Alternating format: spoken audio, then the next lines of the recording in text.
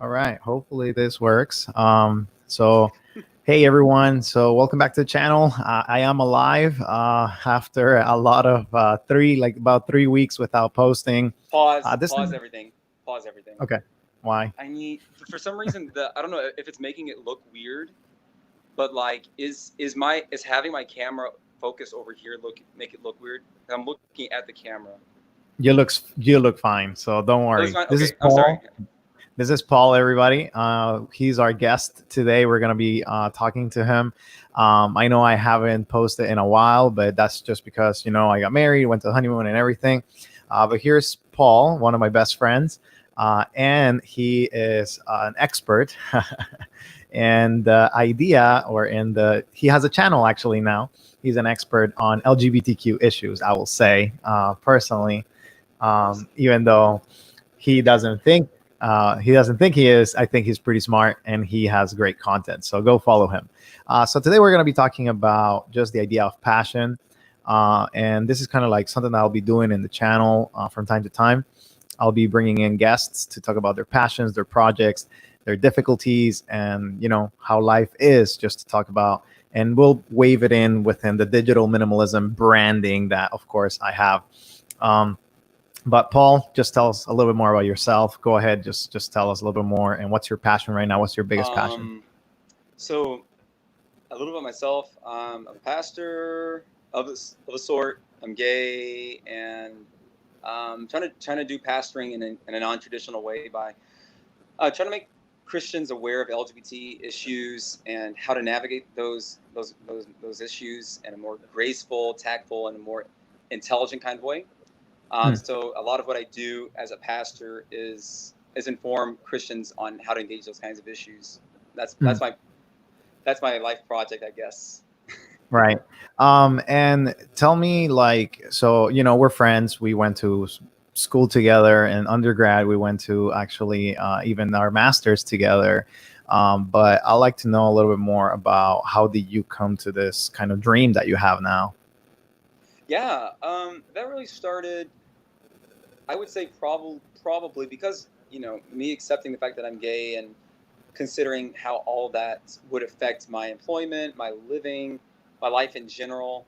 I guess coming to the place where I saw using my pastoring as a platform to help LGBT people, to advocate for LGBT people. I guess it's actually a pretty recent thing in the grand scheme of my life. Over the last 2-3 years, and a lot of that is because I increasingly became aware because I had been in the closet for so long and was denying that this was part of my experience. It led me to kind of ignore that it was part of my reality, and it caused me to ignore that that would be a part of my ministry. And the last couple of years, it's been kind of like, well, actually, no, this is something that God has called me to address and to help people with as a pastor. If not, maybe the main thing that I do as a pastor. So yeah. So I know that over the last couple of years, you've had challenges, especially since Christians seem to be, um, like mainly focused on bashing LGBTQ plus individuals. But here in the channel, we focus, and I mean, you've probably seen a couple videos. And you need to subscribe, of course, right, Paul? Yes. But essentially, um, here in the channel, we talk about digital minimalism and like kind of restoring balance, right? That's our kind of main idea, restoring balance within the world. And I think you're doing that just in a different sphere, right? Like, restoring that balance that is necessary when it comes to viewing marriage, viewing celibacy, and just singleness as Sexuality a in whole, general. I'm sorry. Sexuality as a whole, really. Right, sexuality as a whole, like, I focus on the digital minimalism part because I think I have had some experience with it and I enjoy it. You definitely have experience, when it comes to the LGBTQ plus, you're just you're a gay pastor, so Mhm. why do you think it's so necessary to live in balance when it comes to sexuality? Oh my goodness. Well, because we're sexual beings, the extent to which we're willing to think in a more balanced kind of a way, in a more nuanced kind of a way, about what it means about sexuality generally, is the extent to which we're going to be able to live meaningful lives. And again, that's because we are sexual beings. If you, yeah, if since God has made us in His image to be sexual beings, we have to recognize that sexuality is a very dense, complex topic, phenomenon, reality, and we need to parse out what that reality entails, so that we can increasingly um, live more profoundly. I guess I would say, yeah.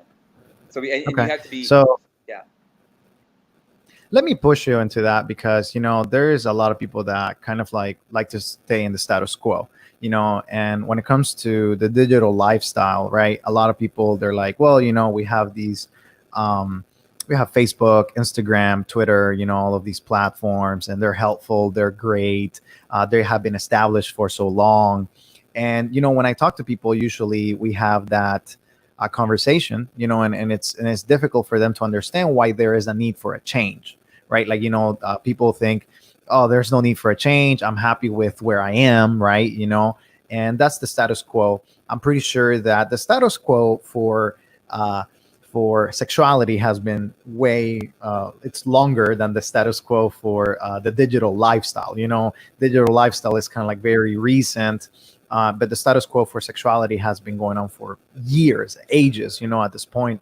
So why is there need to kind of like restore that, if everything has been working, quote unquote, right? Like, for so long. I think there's a lot of people that kind of have that idea in their brains of like, why do we yeah, need to change? yeah. I mean, honestly, to put it very bluntly, the status quo kills people. The status quo only works for for the people who are in privileged positions. The status quo does not work for queer people, for instance. It doesn't work for people of color. It doesn't work for women. It doesn't work for, um, yeah. It only works Can for you give people me who a have power. Hmm. Can you give me an example of when you say that this doesn't work, why it Yes. doesn't work? Like, Yeah. because I mean, sometimes we can just say that and it can come as a complaint, like, oh, Yeah. it just doesn't work. But I think when we place an example, it can help people understand a little Yeah. bit better. To give an example, whenever Christians, and I'm mostly talking about traditional Christians who have a traditional biblical sex ethic, for instance, talk about queer people, it's always in a negative kind of sense, where there's nothing about our lives worth celebrating. And the reasons for which often straight people do those kinds of things, the reason why Christians often do that, is because they're trying to maintain a status quo kind of an interpretation of scripture, a status quo kind of understanding of various components of sexuality. And those things are very damaging to queer people, because we grow up with the understanding that our very existences are shameful, that our existences are necessarily more more sin, um, more associated with sin than our straight counterparts. That we are intrinsically more broken. That leads to mass. There's disproportionately greater suicide rates amongst queer people, getting put out of the house, being disowned, being persecuted by your church family, and so forth, if you're a queer person. And so maintaining a status quo, for instance, when it comes to talking about sexuality, has had very, very visible effects on the queer community. Um, yeah, that's just one example. Here in the channel, there's a lot of viewers that are not religious, and they may be thinking, well, of course, when it comes to Christianity, it's always about prescriptive, and like, it's always about rules and stuff like that, right? But do you think that even outside of Christianity, queer people are kind of like, or is it because of Christianity and religion, right, that queer people get this um, difficulties in life, like, like legislation and stuff like that? Or is it also within the secular framework, like, within Yeah. the just regular world, like, is it based because Christians, is it because religion intrinsically kind of like legislates upon all these things, or does it go beyond that? Is it more, kind of like just regular lifestyle as well? Um, I, yeah, I guess I would probably say it's a mixture of both. And I will say that in our context, in our Western American context, a lot of the vitriol, a lot of homophobia against queer people is, I think, derives from the church. Certain narratives people inherited from the church. So even in secular society, where you see, even though there's increasingly greater acceptance of queer people and so forth, whether socially or politically or what have you, um, I think there's definitely still a lot of homophobia in the workplace, which is why the Supreme Court had to make its declaration that it made recently, um, because queer people need protection even outside the church, because our society still sucks when it comes to protecting the rights of LGBT people. Hmm. So I think that however, a lot of the homophobic practices and social conventions and political practices that we see in secular society do unfortunately stem from the church, um, unfortunately, and a lot of other religious walks of life. Not even just Christianity; it's many other religious walks of life as well. Right. So, when it comes to that point, and I kind of want to tie it in with technology because in the last couple of years, I've read a couple of books that talk about, how algorithms, right? Like, how algorithms are biased towards Black Americans or towards people of color. Like, if you put like white women into like the search into Google, like, all of a sudden you get a certain kind of result. If you put Black women, you get a completely different one, right? Like, something more sexual, or like, even some just nudity and kind of like different images, like, or angry, um, do you think that also happens within the gay community? Do you think like Facebook, Instagram, like, all these things like kind of minimize the voices? Because I mean, that happens for everybody. Like, the algorithm is messed up for everybody, right? But do you think there are certain I don't know, technology, like, how has it been your interaction with technology in the last couple of years? Have you seen that you see less posts from LGBTQ individuals once they come out? Like, how does that work for you, and what have you experienced? Honestly, it seems as if, I mean, I don't. I'll try to answer. I'll try to answer that question. I guess I don't.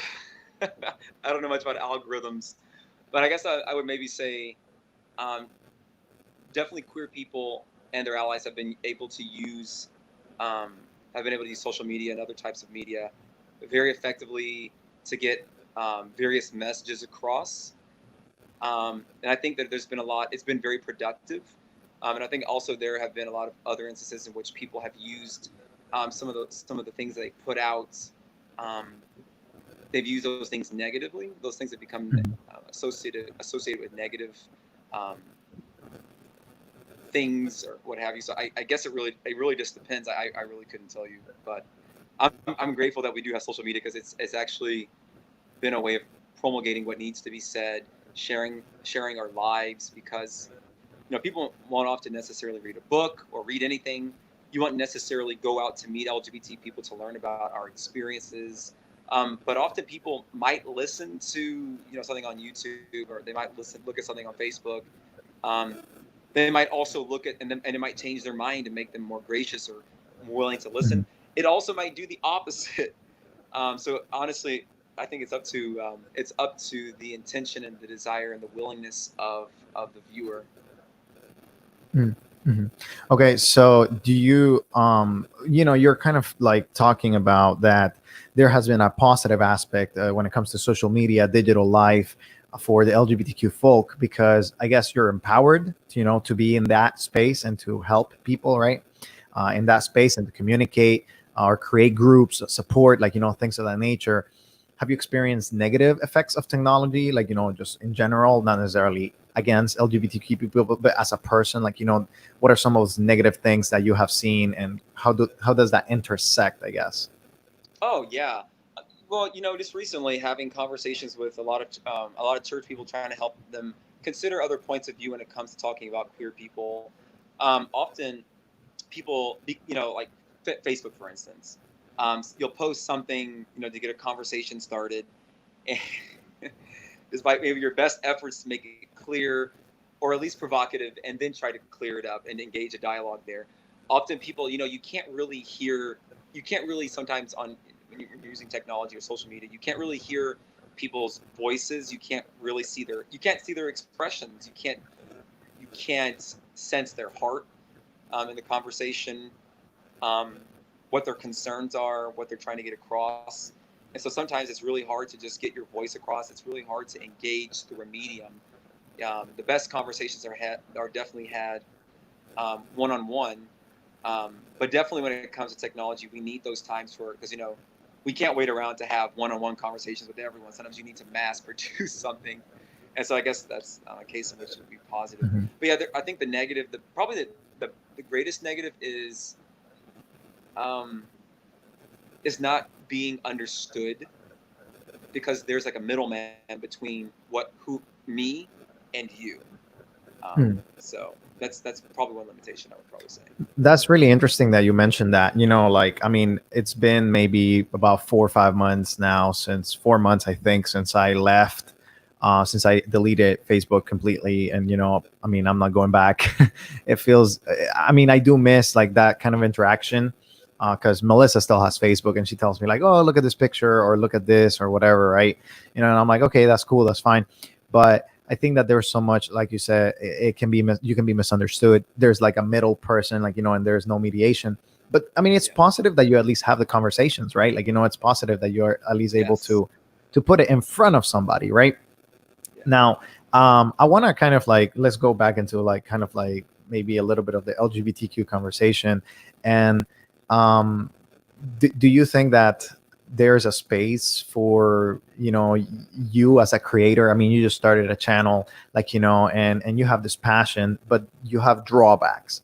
So what is the space looking like for you right now? How are you struggling, in like in this new space that you're allowing, or being?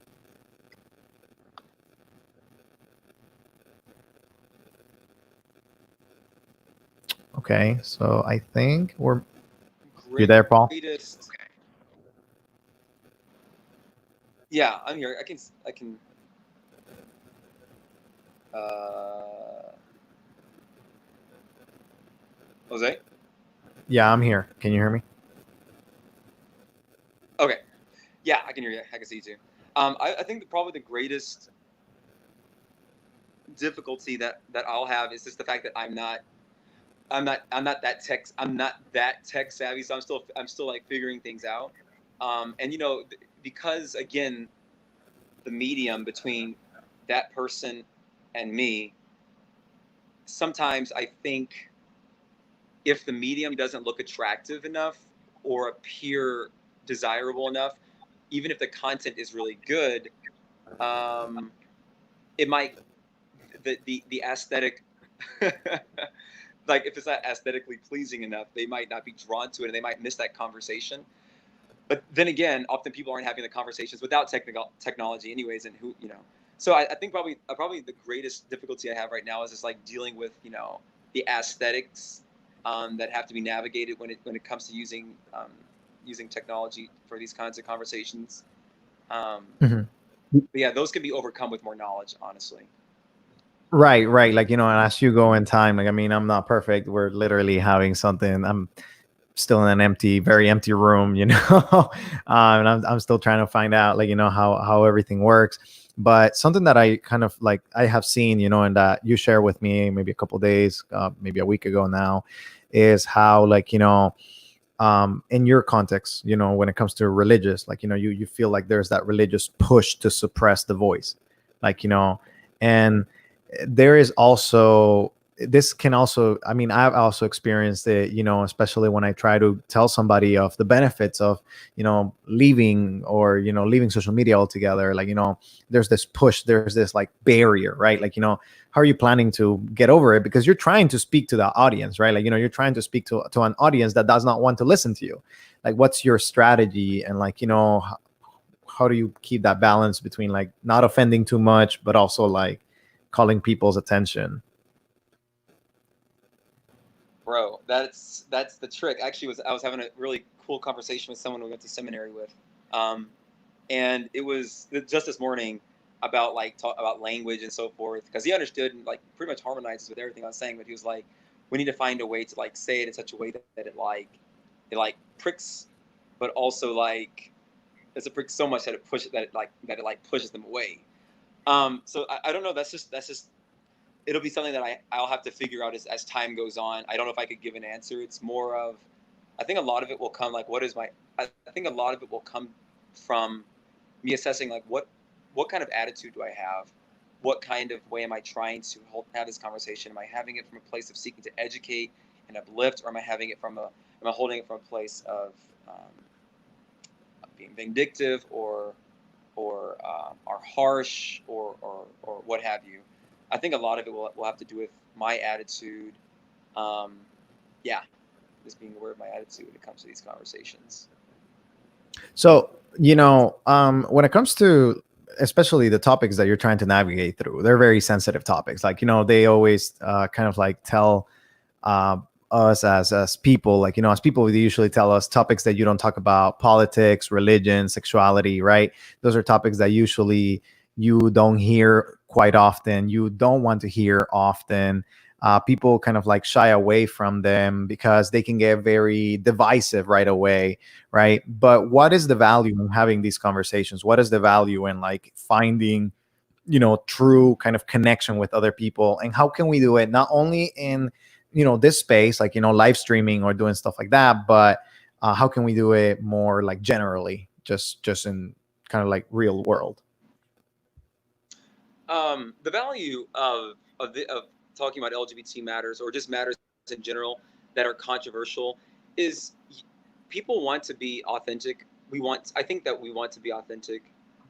Actually, I think there's two impulses in us. I think there's a desire to be inauthentic because, but I think there's also the impulse to be authentic, and I think often we're willing to suffer the torture of being inauthentic so that we don't suffer the pain of people not wanting to accept us as our authentic selves. So I actually think that ultimately our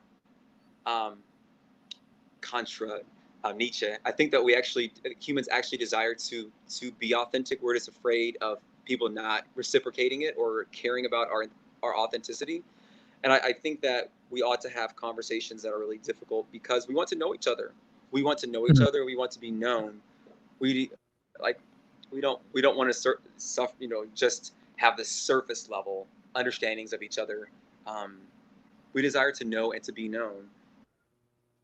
And That so, yeah. that is interesting that you mentioned, because you brought Nietzsche, right? Like, and right now I guess we're going into a little bit of like oh, let's get to philosophy kind of stuff. I mean, you're doing your PhD most likely in philosophy, some kind of area in there, and congrats on that. The whole world now knows, or at least the subscribers in my channel. Ew.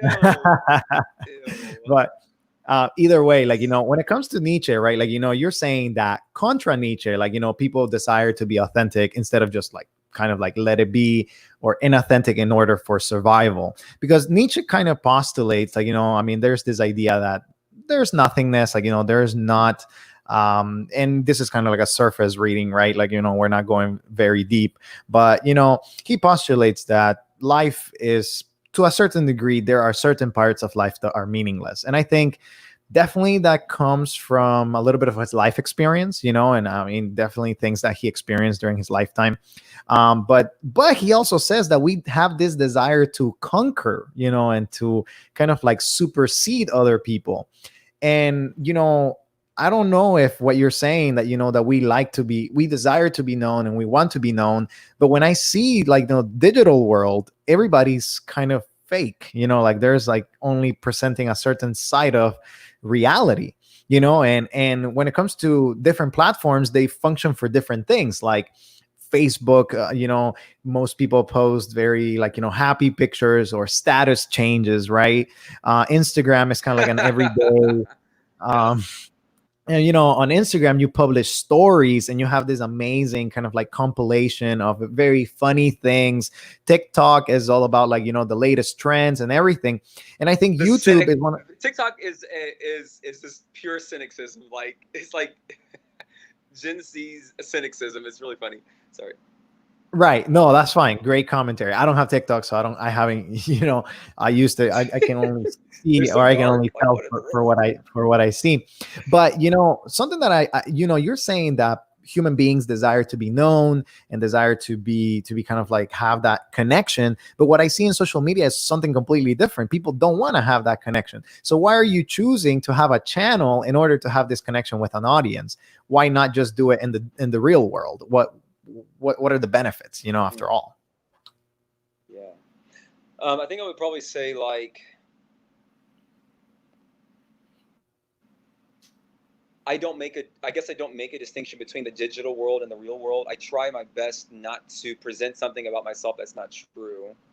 Especially, being being gay, being black, being in a nation, and that's a religious tradition that really has a problem with people like me. Um, it's Personally, I don't do well with fake. I don't do well with fake people. I try to be gracious to all people. I can't be very authentic. When I use any digital platform or anything like that, I'm just telling you, like, how I actually feel. Like, there's, like, what you see is how I am. I'm not trying to put up any things, like, because I've let people into personally, at least, I've let people into the most intimate part of myself. Sharing about my sexuality, my experiences as a black person, my experience, um, my recent experiences with the prejudice I've received, because of the leadership of my denomination. Um, so for me, I know social media is actually a way for me to be purely authentic with what's going on. Like the other day when I shared, those posts, that Facebook Live, about, what was going on with my denomination and so forth.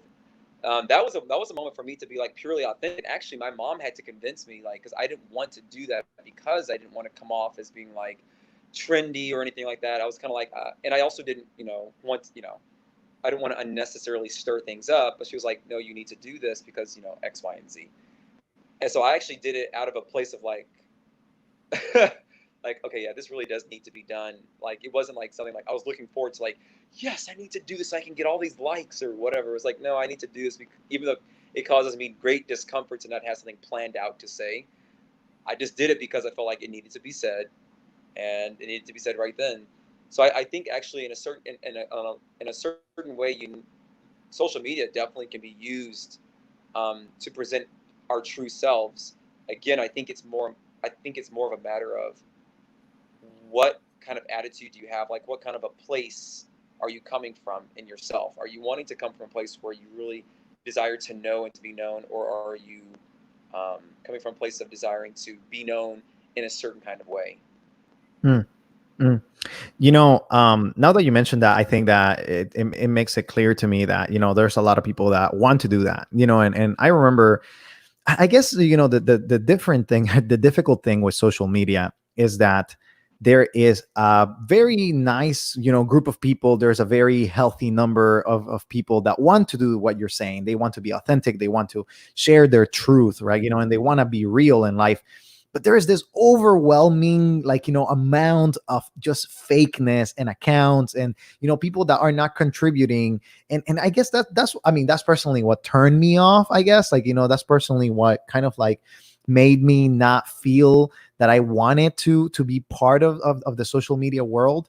But I mean, you do bring a good point that, there are people who want to be authentic. Now, when you have been authentic, and maybe this is kind of like, let's move into this section, like, when you have been authentic, what have been those responses? Because, we're talking about Nietzsche, right? Like, and it's like, well, he says that when you're authentic, there is no point in that because people don't really appreciate it. Do you think that people have appreciated your authenticity and the way that you come and you bring these difficult topics to life? I can assure you, my email, my phone, and my Facebook Messenger were. I haven't even gone through all of them yet. Like, this, it feels like it's been a few hundred, comments from people, gay, straight, allies, people with questions, who said, "I really appreciate your integrity. I wish I had more boldness to do this kind of stuff. Like, thank you for speaking for us as queer people, making it trying to make a safe place for us in the church to exist."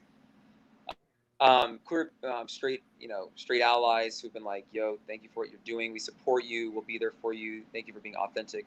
I think that, at least for what I've seen, I think that there really is a great desire in people to be authentic.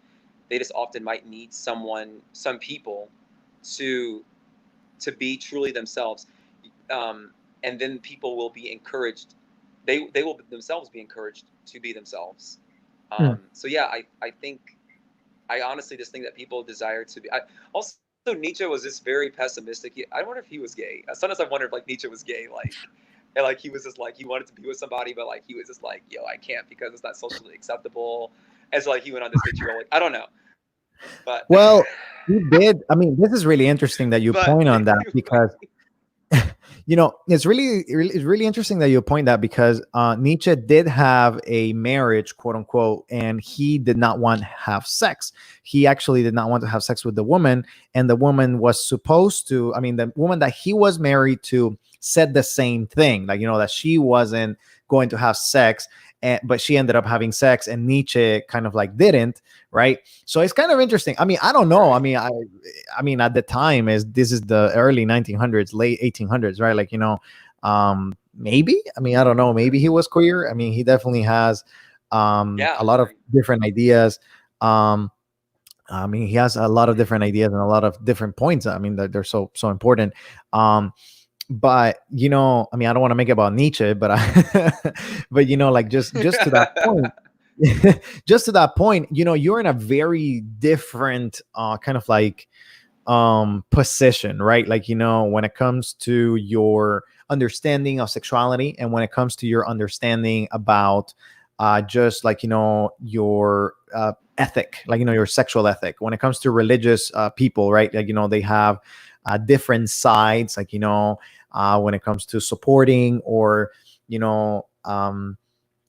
denying or limiting, right? Like, especially for queer folk, for queer people.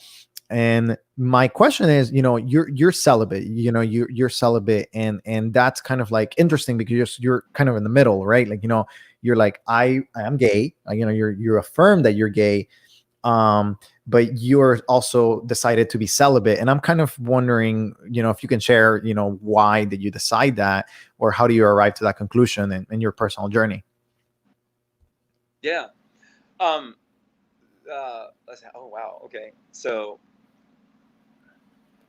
basically, the reason why I'm celibate, I just say two things very quickly so that people don't get lost, um, or get too distracted. So I'm celibate because of the way I read scripture. That it seems to me that God designed sex and marriage to be enjoyed in a certain way, namely between one woman and one man.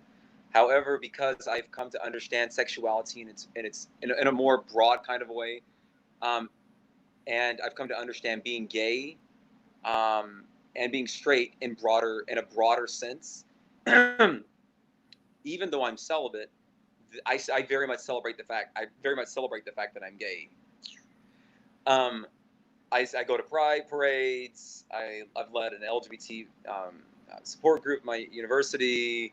Um, I have pride stuff all around my house. Like, I definitely celebrate the fact that I'm gay because I've learned to think in a more nuanced way about what it means to be gay, and so I celebrate those things about myself that are per my gayness, even though I'm celibate. And so what I'm trying to do is help church people, especially traditionalists, who hold very traditional views about marriage and sexuality and so forth, to kind of open up and realize, like, okay, yo, even if you don't believe in gay marriage, like, that's not all there is to gay people's experiences. And so you need to learn the other things that are part of gay people's or queer people's experiences and incorporate those things into church life. It's not enough just to say, oh, okay, well, those things are cool if you do those things. Like, you need to intentionally go out of your way to support those things that you can support about queerness without feeling like you're breaking your sense of ethics. Because, like, we do everything to make straight people feel comfortable, heteronormativity. Um, so we need to work on that by by celebrating queerness in even in conservative churches, to the extent that we feel we are not breaking the laws of God, or however you want to say that. Right. And I mean, it's kind of interesting, because like the more you talk about this, the more I kind of start thinking thinking about, kind of like the overlap between technology and like, the advent of the digital life, and how like, this is kind of impacting us, especially right now that we're all in quarantine, right? Like, or most people are in quarantine. Some people are definitely not, and it depends on your part of the world or whatnot. But I also think about like, how people are usually put into kind of like groups, like, especially, I guess, maybe I can make an analogy when it comes to COVID-19, right? When it comes to COVID-19, there's people that wear masks and people that don't wear masks, right? Like, and people that uh, don't wear masks look at people that wear masks weird, right? And people that wear masks look at people that don't wear masks as weird, like, as well. Like, why are you doing that? Why are you doing that? Like, and they all have different reasonings about. And kind of like, I mean, I think of like, especially when it comes to queerness and straightness, like, you have straight people and you have queer people. Queer people look at straight people and they're like, well, we're not like you. And then straight people look at queer people and they're like, we're not like you as well, but what's the value of like kind of like crossing the bridge, coming over, thinking with people, talking with people? Like, we talked a little bit about that, but I'd like to kind of go further, and maybe you could tell us a little bit more of the things that we can do more practically, like, because not all of us have YouTube channels, like, not all of us are starting new YouTube channels. So if you haven't heard, Paul's starting a YouTube channel. Go ahead, go subscribe. I know he's rolling his eyes, but go subscribe, and like, you have 2 videos, right, out. So you'll have a couple Yes. more coming. Just released them You'll yesterday. have, yeah, you'll have a couple more coming in the future. But like, how can we practically kind of like come to talk with one another, and especially during this time that, we're avoiding people. Like, I mean, most people are avoiding other people just because of health reasons, like, but that is Right. also like an inhibitor, like, when it comes to conversations are not happening as often, yes, but there's digital burnout. So like, what can we do in order to like, uh like bridge that gap, like, and make sure that we are kind of like getting further into this kind of conversation and not just staying behind? Yeah. One thing I was, well, I won't get into that, but I'll just say COVID does not mess with your phone. It does not mess with cell phone or internet reception. And even if you don't get onto social media, there are ways of you. There are there are ways. There are definitely. Honestly, this more comes down to an attitude, or and a willingness issue. Do you want to learn? Do you want to learn? If you want to learn, you will learn how to learn. You will figure out a way to get into having those kind of conversations. Yeah, honestly, it's just an attitude change. What are some things you could practically do? Let's say that you're a straight person. You want to learn. Means if you come out that he just came out, I'm concerned. Blah blah blah blah blah. What can I do? Okay, first off, the greatest and the simplest and the most obvious thing, and the simplest things to do is just talk with that person. Ask them about their experience. Don't go with the spirit of trying to like tell them what they should do or what they should believe or what. Just go and listen. Like, I didn't know your business. Like, just go and like listen. Like, let them share their experience and like, um, honestly, that is probably the simplest thing. People don't do that. They think that unless your beliefs comport with mine, your experience is invalid and there's nothing I can learn from your experience.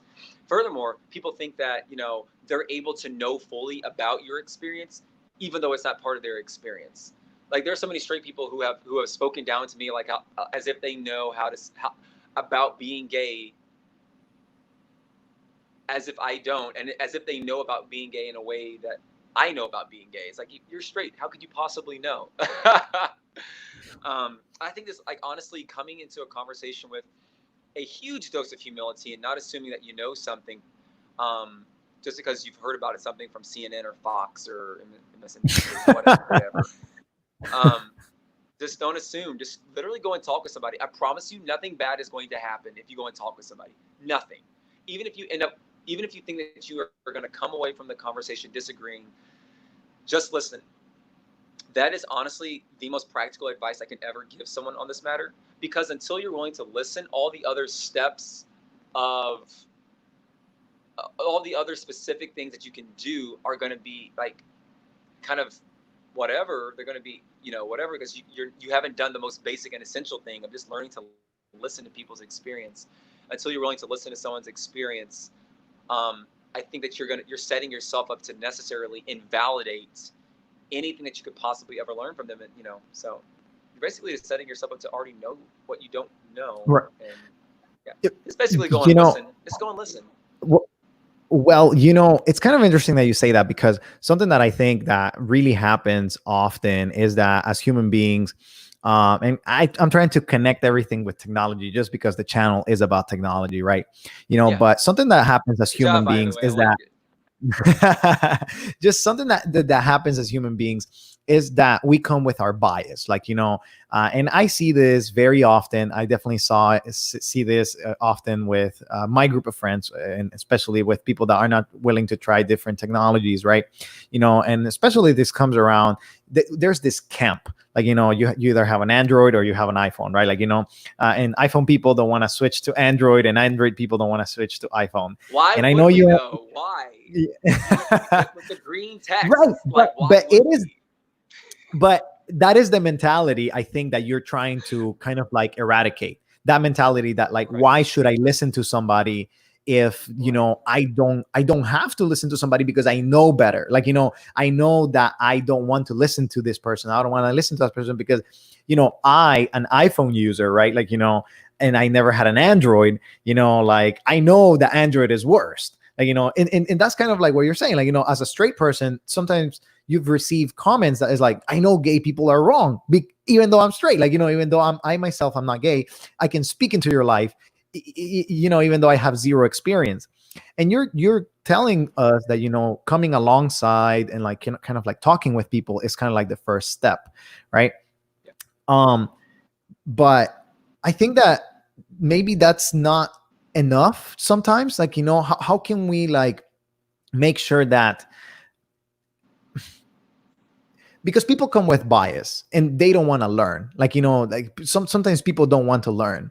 So what is like kind of like your maybe idea that like you're having conversations on YouTube, and that's one step, but what are some other things that we can do besides like having those one-to-one conversations, or reading a book, watching a documentary, like informing ourselves? Because I think that's a first step. But once we have accomplished that, how can we show support? Maybe that's the question I'm looking for. Like, Ah, how can we show support? yeah. That's a good question.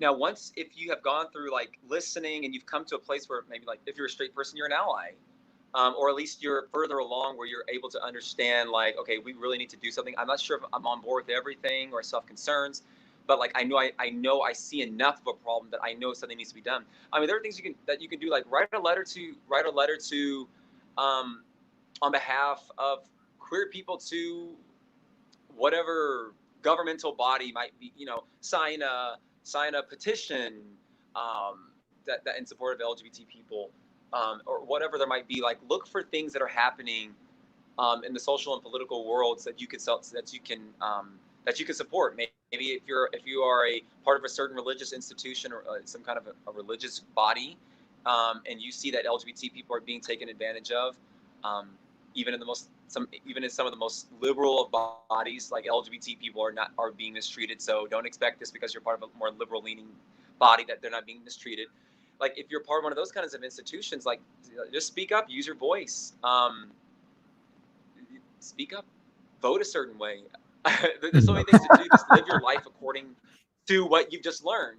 Like, honestly, if you've learned that queer people are being persecuted and oppressed and hurt, just live in such a way that you would that if you were to do those things, it would lead, or it would help with efforts to end their oppression. Do whatever it takes to help with those things.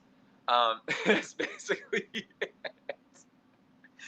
um, yeah. I mean, join groups online if you want, where they like blogs where they're talking about these things, so you can dialogue with people about how you can support.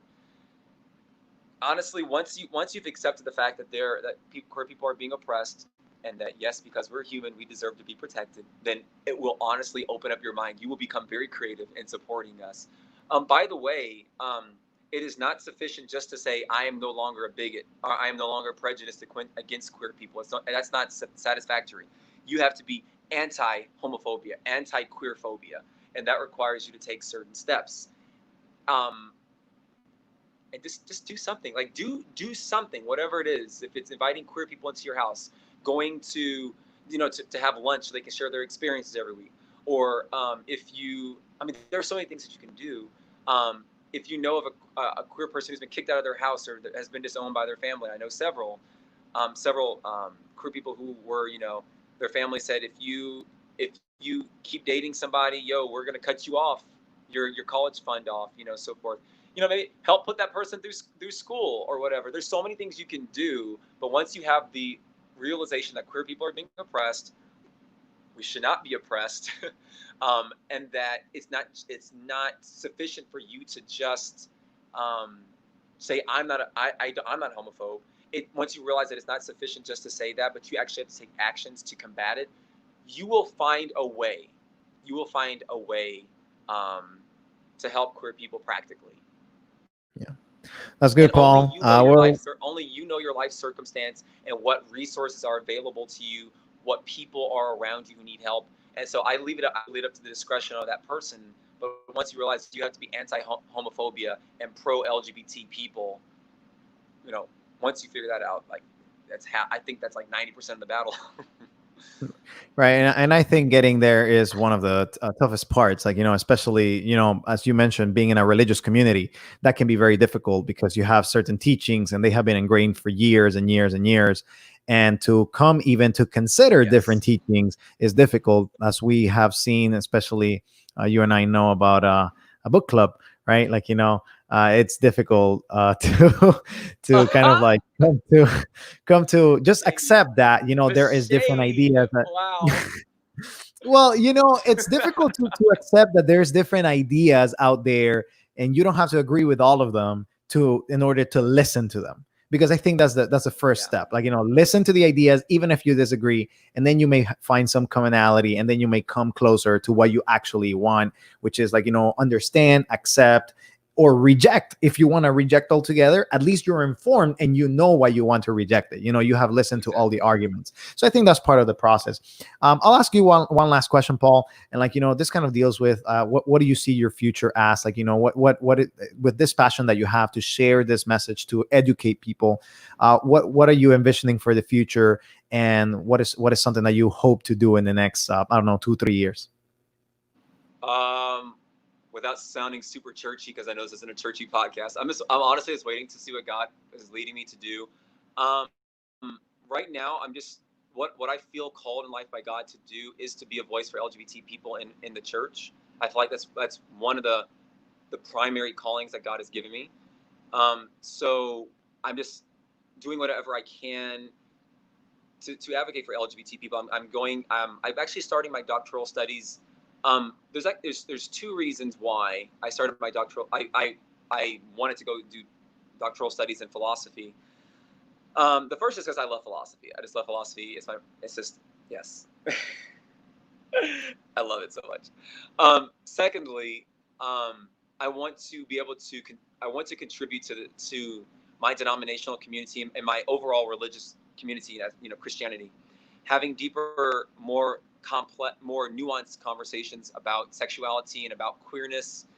And I feel like I felt as if going to school would help me to accomplish both of those things. I get to study and I love philosophy, and then I would also be able to speak more with a greater level of confidence and credibility to these issues.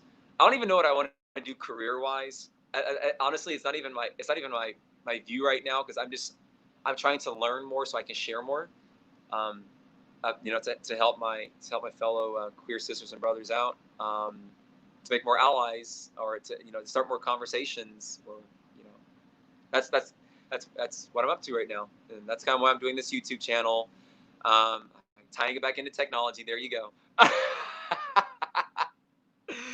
Because I want to make these concepts, nuanced conversations about sexuality and Christianity, available for Christians and for anyone who else who might want to listen, even if you aren't a religious person, even if you aren't a Christian.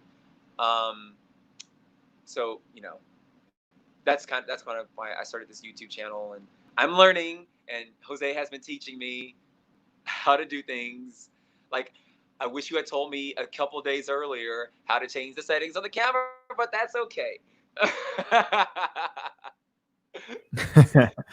That's fine. That's fine. Hey, you're getting better, and I really appreciate that. That you're learning, and that's part Thanks, of the Coach. process. Well, Paul, thanks a lot for joining the channel and just talking about different topics, kind of like the intersection between LGBTQ issues and kind of like a little bit of technology, kind of comparing it, and seeing like, hey, there's some comparison here and there. But Yeah. appreciate you, coming here and to just to talk, have a nice talk. And well, we'll end the broadcast. And if you guys are interested, go subscribe to Paul's channel. He'll be posting a lot of content, and I'll be back hopefully this week posting something about my vacation and time off, and the importance of traveling. I think it's key, especially right now, to travel, as much as you can, of course. Like there's a lot of people, but I'll be talking more about that later in the week. Thanks, Paul. Judith, thanks for watching. Appreciate it. Appreciate you watching and finally commenting. So, well, she was trying to comment. She was trying to comment earlier, She was trying to comment earlier. She That's called it, me. That's one of the reasons that we broke up for a second. She called me. Oh, that's another friend that may come into the broadcast at some point in time. May come into the YouTube live. But thanks for watching, everybody. Thanks, Paul. I'll see you, and see you, everybody.